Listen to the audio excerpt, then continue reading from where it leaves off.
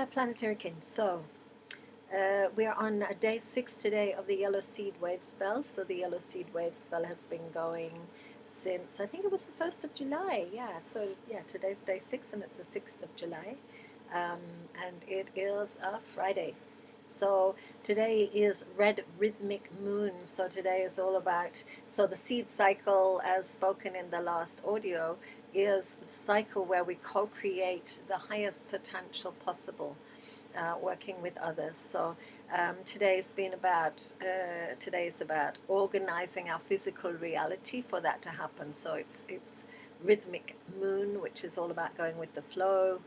On the physical plane, about purifying, about cleansing, about water. I'm going to have a bath in a minute. I've just been organizing in the garden. We've just been digging new gardens, and that's really exciting. So it's been about organizing for that potential of community, the higher new time, the new reality. So today's been about organizing that and going with the flow of that and purifying and cleansing and water, etc. Tomorrow, Saturday, is White Resonant Dog, guided by the wind. So it's about communication, it's about senses, it's about inspiration of communicating from the heart. So that's Saturday.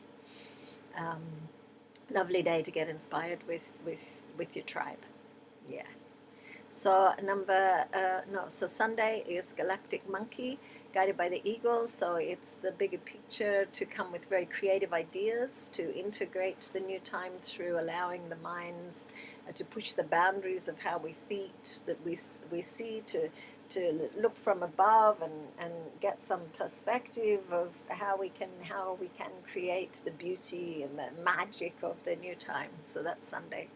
Monday will be Solar Human, guided by the star, which is the revelation, the realization of the new time coming from our capacity to choose to live in harmony, to choose from our free will, to have the wisdom to choose to live within a harmonic matrix, which is the natural matrix of our collective, of our planet, of our universe, harmony.